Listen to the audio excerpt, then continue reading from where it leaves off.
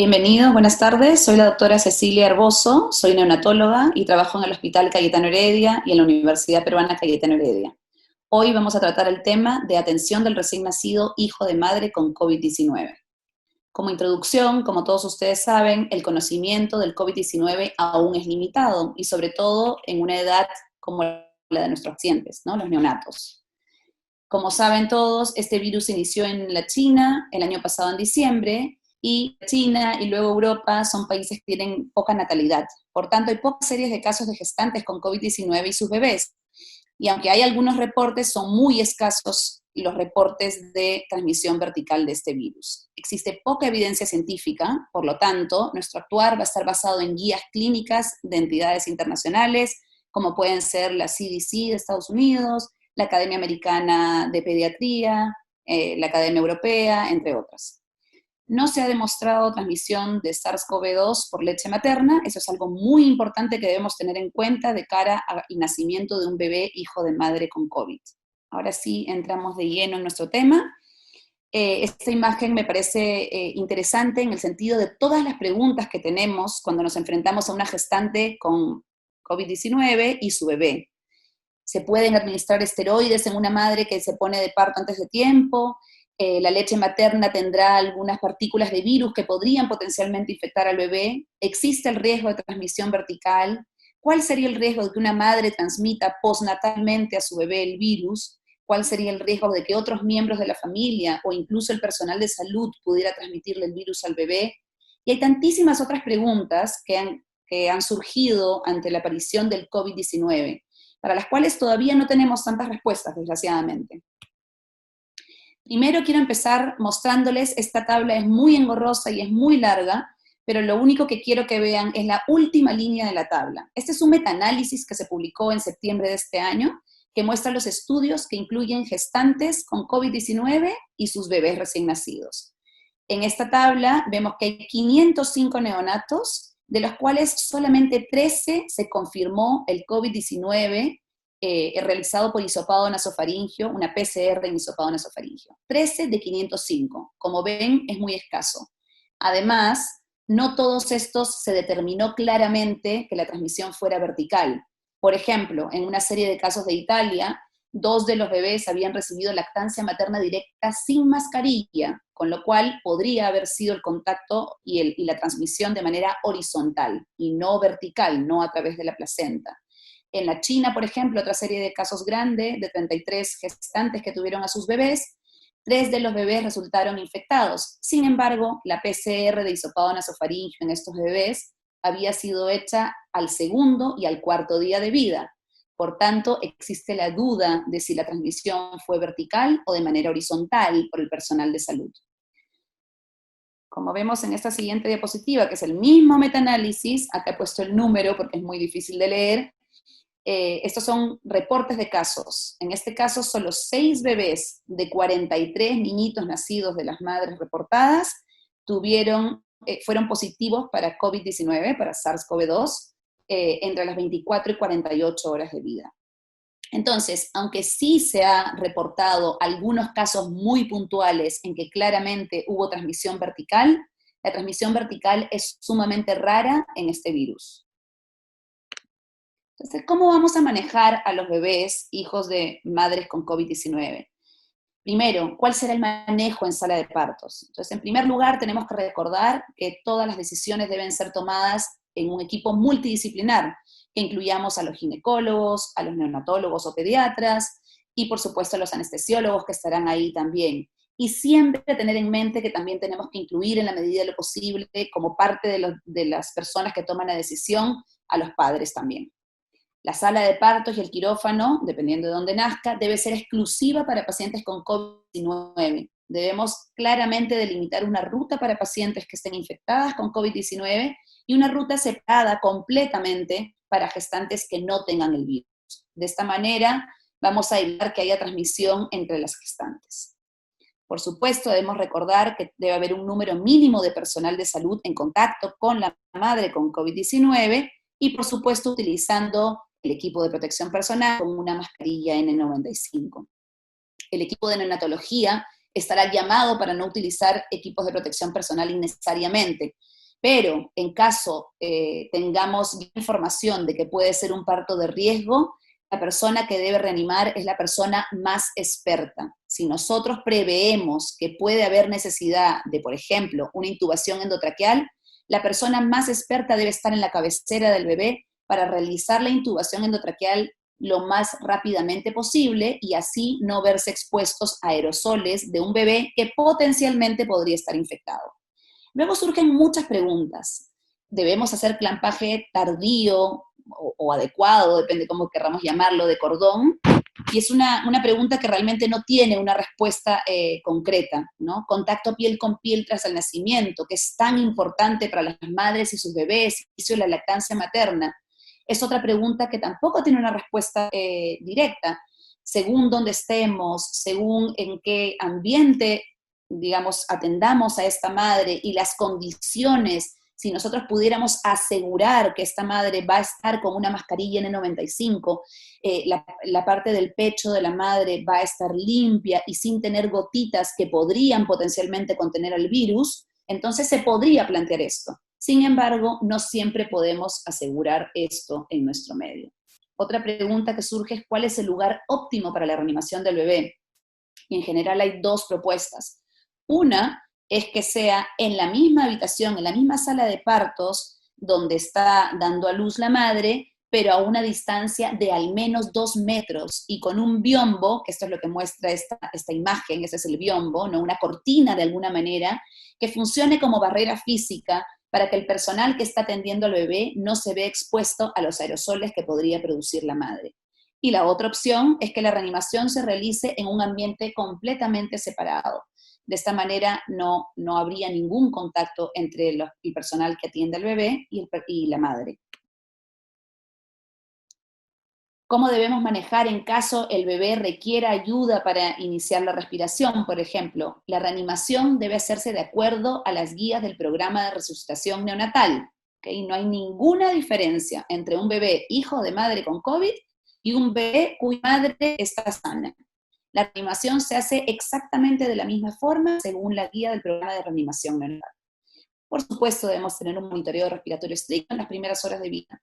La Academia Americana de Pediatría, por ejemplo, recomienda un baño precoz, no dicen tiempo exacto, pero recomiendan un baño precoz del recién nacido para poder retirar, digamos, secreciones de la madre que podrían, tal vez, contener el virus. La Sociedad Canadiense de Pediatría, por ejemplo, recomienda solamente la limpieza de la carita del bebé, porque piensa que a través de la boca o de la nariz podría haber un contagio en caso hubiera estado esta zona del bebé con secreciones maternas que contuvieran el virus.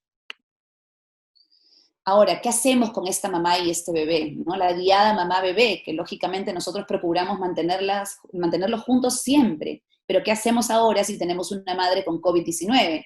Entonces, se plantean varias cosas. ¿Podría ser alojamiento conjunto? Sí, por supuesto, y sería lo ideal, siempre y cuando podamos asegurar que vamos a mantener a la mamá y el bebé a una distancia de más de 2 metros. Esto es para procurar que la madre no infecte a su bebé. También algunas fuentes bibliográficas proponen internamiento separado, ¿no? En casos que no podamos realmente estar seguras de que el alojamiento va a tener a la madre a 2 metros del bebé y que vamos a poder tener a la madre con una mascarilla adecuadamente colocada y con alcohol gel, un lavatorio para que pueda hacer la higiene de manos con frecuencia. La idea es, idealmente, si es que se puede y nuestro centro de salud lo permite, hacer un alojamiento conjunto a más de 2 metros de distancia. Desgraciadamente, en nuestro país, hay veces esto no se puede lograr y por tanto tenemos que recurrir a un internamiento separado. En algunos hospitales de nuestro país, las puérperas van a un área de hospitalización de COVID-19, habitaciones en conjunto con otras personas que tienen COVID-19, ¿no? Podría ser unas habitaciones, por ejemplo, compartidas de 6 a 10 pacientes. En esos casos sería muy difícil mantener una distancia de 2 metros y tenemos que tener en consideración que los bebés estarían expuestos no solo a su madre, sino a los otros pacientes de la habitación. Por tanto, la mayoría de hospitales en el Perú actualmente realizan separación de la madre y el bebé.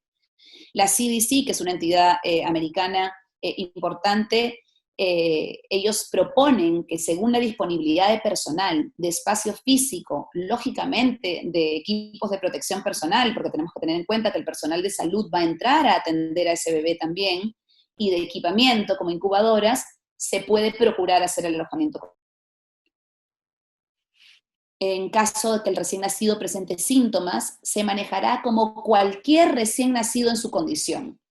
Es decir, un bebé que requiere soporte respiratorio, si requiere oxigenoterapia, pues se le brindará el oxígeno. En caso tenga criterios para el uso surfactante, pues le brindaremos el surfactante. Si vemos que tiene requerimientos de ventilación, ya sea no invasiva, ventilación mecánica invasiva convencional o ventilación de alta frecuencia, pues eso es lo que brindaremos al recién nacido, sin tener en cuenta si su madre tiene COVID-19 o no.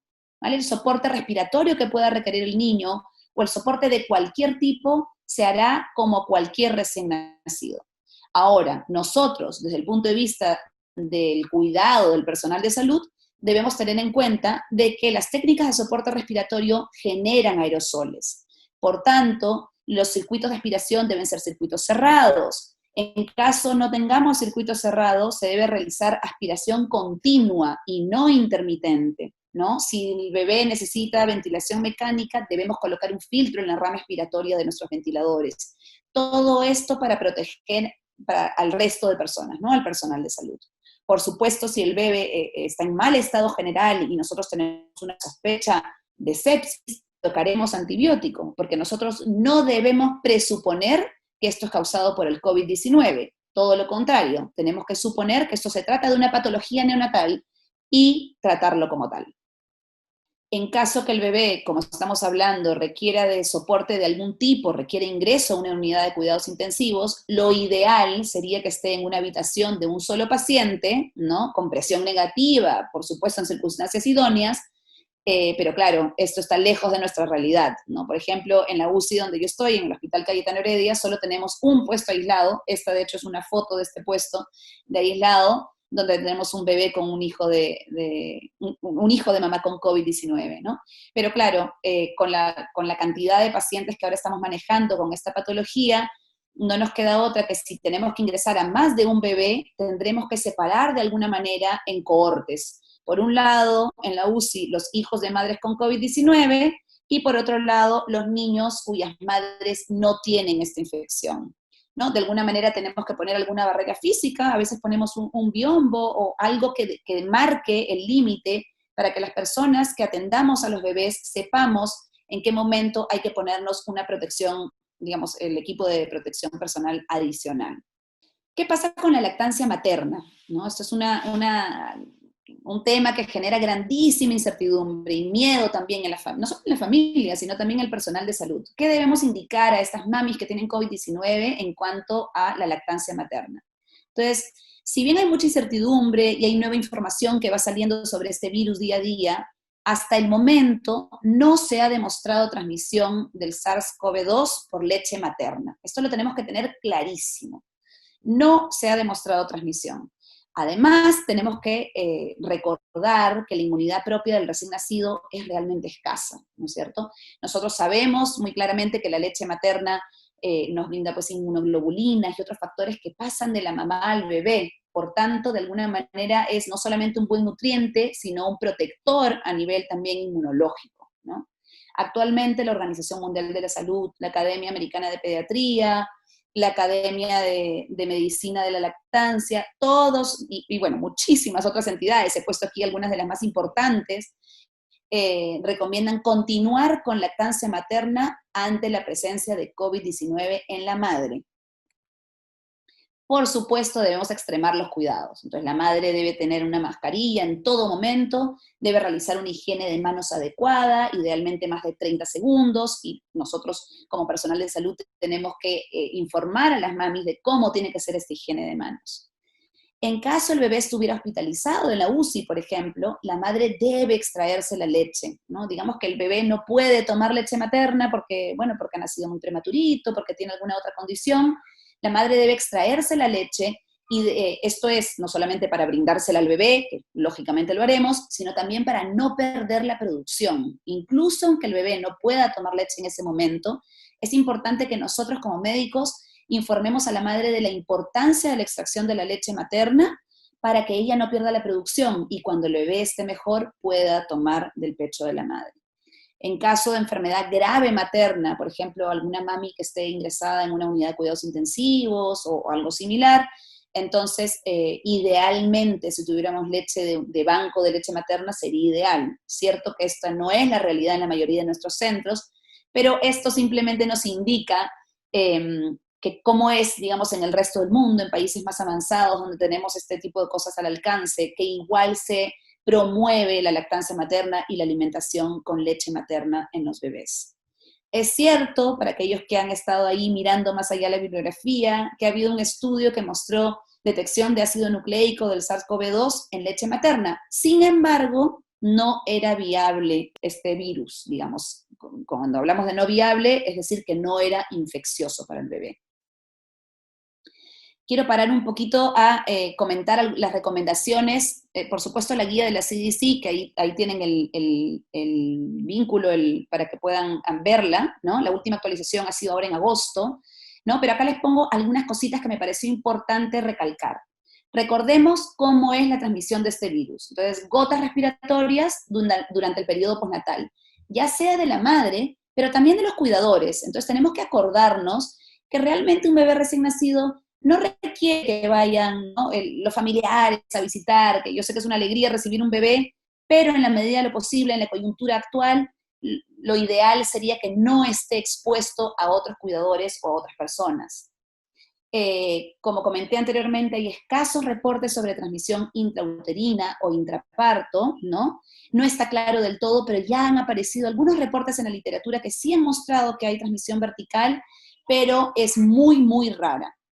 Y luego, también la CDC misma dice que hay data insuficiente para recomendar el clampaje tardío de cordón o el contacto precoz para evitar la transmisión de este virus al neonato. En cuanto a las recomendaciones de pruebas diagnósticas, ¿cómo vamos a diagnosticar a un bebé si es que el bebé tiene el virus? Entonces, todo recién nacido de madre con sospecha o confirmación de COVID-19, actualmente se recomienda que se le realice una PCR de hisopado nasofaringio para el virus. No se recomienda, y esto lo tenemos que tener muy claro, que no se recomienda estudios serológicos, ¿no? Yo sé que hay partes de nuestro país donde la PCR no es una realidad, ¿no? Incluso en Lima, tarda 3 o 4 días, digamos, tener el resultado. Pero recuerden, es muy escasa la transmisión vertical, ¿no? Y además, tampoco tenemos un tratamiento para el COVID-19, un tratamiento específico. En caso un bebé tenga COVID-19, lo que se le va a brindar es un tratamiento de soporte. Por tanto, no urge tener un diagnóstico. Para lo que nos sirve un diagnóstico de este tipo en un bebé recién nacido es solamente para las medidas de aislamiento, realmente, y no como un factor decisivo para el tratamiento del bebé. Entonces, no hagamos estudios serológicos porque no son útiles en esta población, ¿sí? Ahora, ¿cuándo debemos hacer la PCR en caso la tengamos al alcance? La CDC recomienda entre las 24 a 48 horas, la Academia Americana de Pediatría a las 24 horas, digamos, la Sociedad Canadiense de Pediatría, por ejemplo, propone un enfoque muy tempranamente, en las primeras 2 horas de vida, luego de una higiene adecuada de la carita. Algunos otros en Canadá también proponen que otra estrategia sería las 24 horas, y realmente esto es incierto, no sabemos exactamente cuándo hacer la prueba, pero en caso decidamos hacerla en los hijos de mamá COVID, la mayoría de guías hablan de más o menos hacerla a las 24 horas. Ahora, si no tenemos pruebas al alcance, habría que priorizarlas, ¿verdad? Entonces, en zonas con poca capacidad de test diagnósticos, debemos priorizarlo para neonatos que tengan clínica o que requieran hospitalizaciones prolongadas. Y nuevamente, es simplemente para poder aislarlos, hacer una cohorte aislada de estos bebés y no contagiar a otros bebés y al personal de salud. Limitaciones, bueno, realmente son grandes las limitaciones. No sabemos realmente cuál es el momento óptimo para realizar el test, por tanto, de momento se recomienda las 24 horas. Y también recordemos que si hacemos la PCR para COVID muy tempranamente, tendremos falsos positivos por contaminación del RNA de fluidos maternos y que también podríamos tener falsos negativos si es que digamos, porque el RNA podría no ser detectable inmediatamente después del parto. Como conclusiones, recordemos que las guías están al alcance de todos las pueden revisar. El tema es cómo las vamos a aplicar a nuestro medio. Y otra cosa que tenemos que tener en cuenta es que hay evidencia día a día, por lo cual las recomendaciones en el manejo de pacientes con COVID-19 son dinámicas. Muchas gracias por su gentil atención. Hasta una próxima oportunidad. Hasta luego. Gracias.